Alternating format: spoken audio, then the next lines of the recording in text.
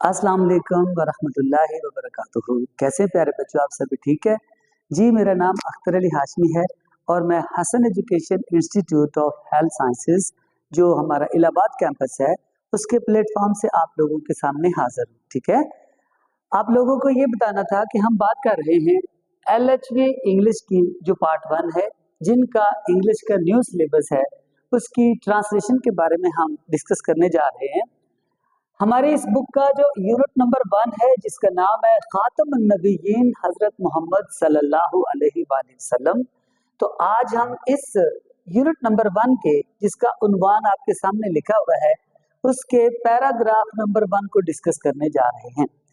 तो प्यारे बच्चों देखें, अगर आपसे कोई ट्रांसलेशन के बारे में बात करता है तो उसके लिए आपके पास कुछ इसेंशियल होना जरूरी है। अब इसेंशियल में क्या चीज है वो मैं आपको इस पैराग्राफ की ट्रांसलेशन बताने से पहले डिस्कस करना चाहता हूँ। इसेंशियल में सबसे पहली चीज जो होती है ना बच्चों, वो होती है आपकी प्रोनाउंसिएशन। यानी आपके सामने इंग्लिश का कोई एक पैरा आ गया है, आपको उसके वर्ड्स मीनिंग और ट्रांसलेशन के बारे में नहीं पता, तो कम से कम ऊपर लिखी हुई जो तहरीर है उसको तो अच्छी तरह से पढ़ सके। यानी आपकी प्रोनाउंसिएशन ठीक होनी चाहिए। जब आपकी प्रोनाउंसिएशन ठीक हो जाए तो फिर पढ़ने के दौरान आपके जुबान के अंदर फ्लुएंसी होनी चाहिए, एक रवानी होनी चाहिए। ऐसा नहीं है कि इंग्लिश का पैराग्राफ आप लोगों के सामने है और आप उसे अटक कर पढ़ रहे हैं, मम्बलिंग कर रहे हैं, ऐसे नहीं होता। तो फ्लुएंसी के बाद प्रोनाउंसिएशन के बाद आपके पास फ्लुएंसी होनी चाहिए, यानी आपकी फ्लुएंट रीडिंग होनी चाहिए।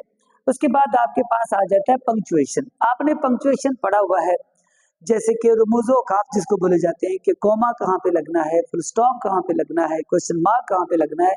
तो जैसे लिखने के दौरान आप उनका ख्याल रखते हैं, उस तरह जब आप रीड कर रहे होते हैं ना, किसी चीज को पढ़ रहे होते हैं, तो उसके अंदर लगे हुए जो पंक्चुएशन है आपने उनको उसी टोन से पढ़ना होगा। यानी अगर लिखा हुआ है व्हाट इज योर नेम और आगे क्वेश्चन मार्क लगा हुआ है तो आपने फौरन कह देना व्हाट इज योर नेम। यानी आपकी रीडिंग के दौरान भी वो जो पंक्चुएशन के जो ये हमारे पास निशानात होते हैं उनकी टोन भी वैसी होनी चाहिए। तो बच्चों ये आपका पहला हिस्सा हो जाता है। ये मुकम्मल करने के बाद आपको हर लेसन के वर्ड्स मीनिंग आने चाहिए। एक बात ज़हन में रखें, ये जो वर्ड्स मीनिंग है ये पेपर पास करने के लिए नहीं होते। They are to enhance the knowledge of your speech in the society.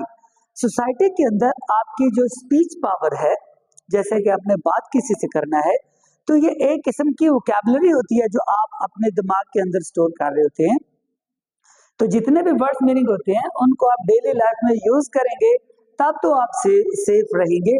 अगर आप उसको जस्ट एक सबक के लिहाज से करेंगे तो उनका कोई फायदा नहीं है।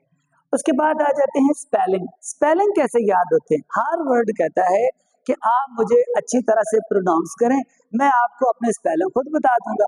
हमें अक्सर स्पेलिंग याद नहीं होती। क्यों नहीं होते? हम लफ्ज को, वर्ड को पढ़ ही गलत रहे होते हैं, उसको मिस प्रोनाउंस कर रहे होते हैं। जब तक आप किसी चीज को वेल प्रोनाउंस नहीं करेंगे, जिस तरह का वर्ड है उस तरह का तरीके से मुंह से नहीं निकालेंगे, तो आपको कभी भी स्पेलिंग याद नहीं होंगे।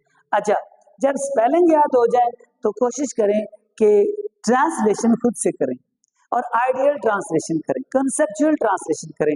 वर्ड बाय वर्ड यानी जो लफ्ज बाय लफ्ज ट्रांसलेशन होती है वो बच्चों को सिर्फ समझाने के लिए होती है।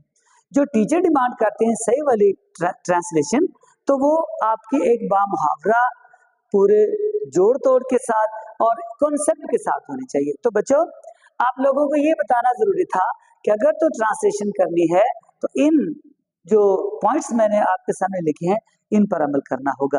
तो चलिए जी, बुक्स आप लोगों के सामने हैं, आप उसे अच्छी तरह रीड करेंगे, फिर अपनी फ्लुएंसी ठीक करेंगे, फिर पंक्चुएशन ठीक करेंगे। मैं साथ साथ आपको करवाता भी जाऊंगा। अब हम बात करते हैं वर्ड्स मीनिंग की। तो हमारा जो पैराग्राफ नंबर 1 है उसके अंदर जो इम्पोर्टेंट वर्ड्स मीनिंग है वो आप लोगों के सामने है स्क्रीन पर, और आप इनको प्रोनाउंस कैसे करेंगे वो मैं आपको करके दिखा देता हूँ। साउथ वेस्टर्न, जनूब मगरबी, रीजन इलाका। आ गया जी सराउंडेड बाय, घिरा हुआ।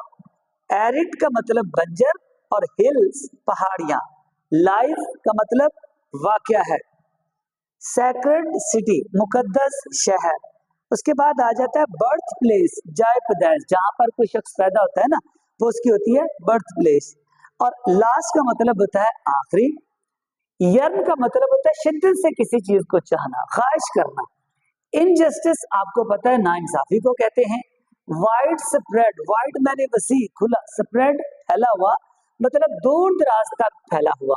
बॉर्न पैदा हुए, नोबल अजीम, हाईली बुलंद, स्टीम्ड मुअज्जज, क्लेन जात जो आगे गोत होती है। जैसे मैं कुरैशी फैमिली, जैसे कि हाशमी कुरैशी, असदी कुरैशी, सिद्दीकी कुरैशी, तो सभी तो कुरैशी है, लेकिन आगे जो मैं बोल रहा हूँ वो उसकी गोते हैं, क्लेन है। अच्छा, मशहूर, नॉन, बेनिफैक्टर, ये बेनिफिट जो आपको बेनिफिट देता है, जो आपको मुनाफा देता है, जो परेशान करता है। मोहसन, ह्यूमैनिटी, इंसानियत। अब आ जाते हैं बच्चों इधर।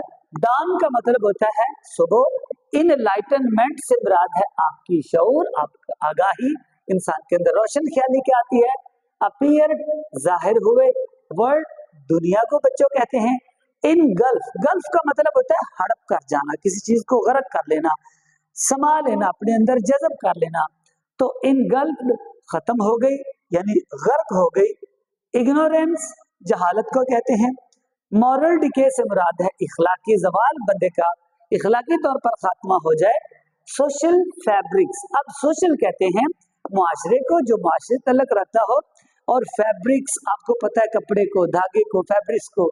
तो ताना बाना, धागा मतलब ताना दाना, सोशल फैब्रिक्स, मुआशी ताना बाना। सोसाइटी मुआशरे को कहते हैं।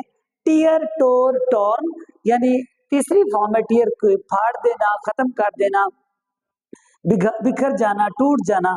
आइडल बुत को कहते हैं। आइडोलेटरी आपका आ जाता है जी बुत परस्ती, ठीक है, ये यहाँ पे नुक्ता लगा लें। और ट्राइबल एरोगेंस, ट्राइबल का मतलब कबीले वाले, एरोगेंस फखर, जैसे कि बरसगीर के अंदर जो बड़ी बड़ी जातें हैं, डोगर हो गए, जाट हो गए, वगैरह वगैरह, अमीर लोग जो थे वो अपने आप को फखर से कहते थे हम बहुत बुलंद हैं। बाकी लोगों को नीच जात यानी कमी कमीन समझते थे, जो कि वर्किंग क्लास हमारी होती थी। तो इस चीज को ट्राइबल एरोगेंस कहते हैं। और